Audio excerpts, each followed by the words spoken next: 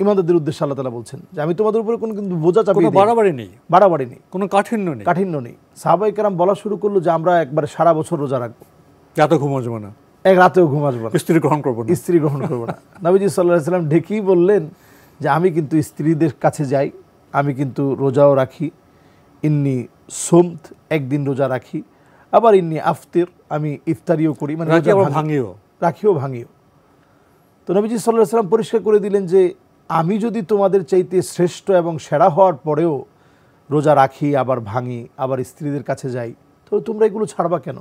এটার নামই হচ্ছে আমলে সালেহ। নবীজি সাল্লাল্লাহু আলাইহি সাল্লামের গোটা জীবনটা যদি আমরা দেখি যে আসলে ওনার জীবনটা মেনে নেওয়াই হচ্ছে আমলে সালেহ, আর এর বিপরীত করাটাই হচ্ছে বিদআহ। এটা কোনো খণ্ডিত নয়, বিচ্ছিন্ন নয়, একেবারে জীবনের প্রত্যেকটা মুহূর্ত। নামাজ রোজায় আমরা আমলে সালেহ করলাম, ব্যবসা বাণিজ্যে, অতিথি আপ্যায়নে, বিজ্ঞান প্রযুক্তি ব্যবহারে, বা যারা অন্য ধর্মাবলম্বী আছে, বিধর্মী আছে, তাদের সাথে আচরণে, সব জায়গায় তো আমলে সালেহ থাকতে হবে, সব জায়গায় আমলে সালেহ থাকতে হবে। এটা ইমানদারের কাজ। এজন্য আল্লাহ তাআলা প্রত্যেক জায়গাতেই আল্লাযীনা আমানু ওয়া আমিলুস সালিহাত, সূরা আসর আমরা প্রত্যেকে আমরা পড়ি, ওখানে আছে ইল্লাল্লাযীনা আমানু ওয়া আমিলুস সালিহাত। তো আপনি সব জায়গায় দেখবেন যে ঈমানের পরেই আমলে সালেহের কথা বলা হয়েছে। আমলে সালেহ প্রসঙ্গে সূরা আসরের কথা শুনছিলাম, যদি আবার সেখান থেকে শুরু করেন। যে আমরা আমলে সালেহের কথা বলছিলাম যে সব জায়গাতেই ঈমানের পরেই আমলে সালেহকে আনা হয়েছে। তার মানে ঈমানদার তার জীবনের প্রত্যেকটা কর্মকে সাজাবে কোন সাজে? রাসূলুল্লাহ সাল্লাল্লাহু আলাইহি সাল্লাম ঠিক যেভাবে করেছেন সেভাবে করাটাই হচ্ছে আমলে সালেহের অন্তর্ভুক্ত। সুন্নাহ সৌরভে, এক কথায় সুন্নাহ সৌরভে যদি আমরা সাজাতে পারি তাহলে এটা আমলে সালেহ হবে। আর যখনই আমরা বিপরীত করি তখন সেটা বিদআহ হবে। এরপরেই আল্লাহ রাব্বুল আলামিন বলছেন যে লা নুকাল্লিফু নাফসান ইল্লা উসআহা, আমি কারো উপরে কোনো বোঝা চাপিয়ে দেই না। অতিরিক্ত আপনি কোনোটা করবেন, যেমন সাহাবায়ে কেরামের মধ্যে ইমানদারদের উদ্দেশ্যে আল্লাহ তাআলা বলছেন যে আমি তোমাদের উপরে কোনো কিন্তু বোঝা চাপিয়ে দিই, বাড়াবাড়ি নেই, কোনো কাঠিন্য নেই। সাহাবায়ে কেরাম বলা শুরু করলো যে আমরা একবারে সারা বছর রোজা রাখবো, রাতে ঘুম আসবে না, এক রাতেও ঘুম আসবে না, স্ত্রী গ্রহণ করবো না। নবীজি সাল্লাল্লাহু আলাইহি ওয়াসাল্লাম ঢেকেই বললেন যে আমি কিন্তু স্ত্রীদের কাছে যাই, আমি কিন্তু রোজাও রাখি, ইন্নি সুমত, একদিন রোজা রাখি, আবার ইন্নি আফতির, আমি ইফতারিও করি, মানে রাখিও ভাঙিও। তো নবীজি সাল্লাল্লাহু আলাইহি ওয়াসাল্লাম পরিষ্কার করে দিলেন যে আমি যদি তোমাদের চাইতে শ্রেষ্ঠ এবং সেরা হওয়ার পরেও রোজা রাখি, আবার ভাঙি, আবার স্ত্রীদের কাছে যাই, তো তোমরা এগুলো ছাড়বা কেন? এটার নামই হচ্ছে আমলে সালেহ। রাসূল তো বলেছেন আমি তোমাদের চাইতে আল্লাহকে বেশি ভয় করি, তোমাদের চাইতে আল্লাহকে অবশ্যই বেশি ভয় করি। তো এই জন্য আল্লাহ তাআলা কোনো বোঝা চাপিয়ে দেন না। আমাদের দেশে দেখবেন আমরা ইসলামকে এতটা কঠিন করে ফেলি, অনেক সময় মনে করি যে এই কাজটা না করলে মনে হয় প্রকৃত মুসলিম। ইসলাম এত কঠিন, এত নিষ্ঠুর ধর্ম, এটা কিন্তু আমাদের ইসলাম সম্পর্কে জানাজানের কমতির কারণে, ইসলামের সৌরভে আমরা সৌরভিত না হওয়ার কারণে ইসলামটা আমরা ভুলভাবে উপস্থাপন করার কারণেও কিন্তু এটা হয়ে থাকে। এরপরে আল্লাহ রাব্বুল আলামিন বলছেন উলাইকা আসহাবুল জান্নাহ, এই লোকগুলো হবে জান্নাতের অধিবাসী। জান্নাতের অধিবাসী হওয়ার জন্য ঈমান লাগবে, আমলে সালেহ লাগবে।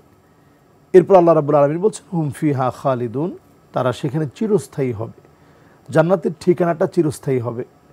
আল্লাহ রাব্বুল আলামিন জান্নাতে আমাদেরকে, যদি আল্লাহ তাআলা আমাদেরকে মেহেরবানি করে প্রবেশ করান, সেই দিনটা এত আনন্দের হবে। আল্লাহ তাআলা সেদিন বলবেন, সেদিন নিজে কথা বলে বলবেন যে হাল আনতুম রাদিন আন্নি, তোমরা কি আমার উপরে খুশি, সন্তুষ্ট?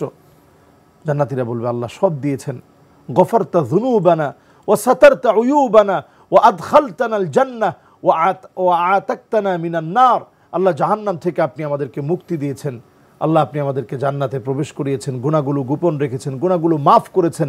এত কিছু দেওয়ার পরে আল্লাহ আমরা সন্তুষ্ট হব না কেন? আল্লাহ তাআলা বলবেন ইবাদি সালুনি ওয়া উতিকুম, তোমরা আমার কাছে কিছু একটা চাও, সালুনি ওয়া উতিকুম, তোমরা চাও, আমাকে দিতে বড় ভালো লাগে, আমি দিলে খুব আমার কাছে আনন্দ লাগে, আমি দিতে চাই তোমাদেরকে, দিতে ভালোবাসি। সেদিন জান্নাতীরা বলবে আল্লাহ আমরা আর কি চাবো? আদম আলাইহিস সালাম বলবে যে আল্লাহ তাআলা যেন রাগ করে কোনোদিন আমাদেরকে বের করে না দেন, এই জিনিসটা অন্তত আমরা চাই।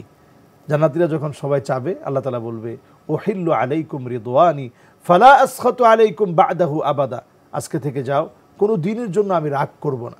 আবার আল্লাহ বলবে ইবাদি সালুনি ওয়া উতিকুম, আমার কাছে চাও, আমি আল্লাহ তোমাদেরকে কিছু দিতে চাই। জান্নাতীরা বলবে আল্লাহ কি দিবেন, সব তো দিয়েছেন, আমরা খুশি হয়েছি।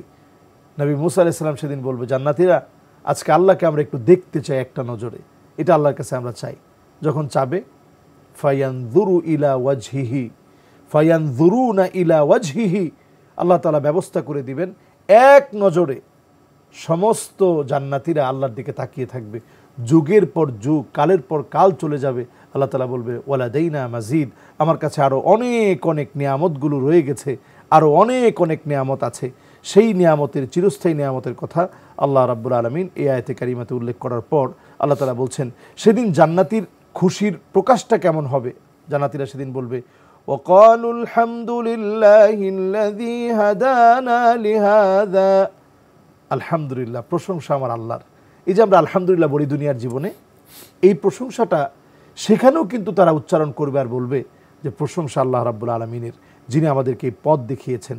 এবং পরের আয়াতে কারিমাতে যদি আমরা লক্ষ্য করি, এখানে একটি চমৎকার বিষয় ফুটে উঠেছে, ওয়ানাদা আসহাবুল জান্নাহ আসহাবান নার, সেদিন জান্নাতীরা জাহান্নামীদেরকে ডেকে বলবে, আহারে তোমরা আজকে এই পথ পরিক্রমা অনুসরণ করনি, আমরা দিনের এই পথ, হকের এই পথ অনুসরণ করার কারণে আজকে কিন্তু আমরা জান্নাতে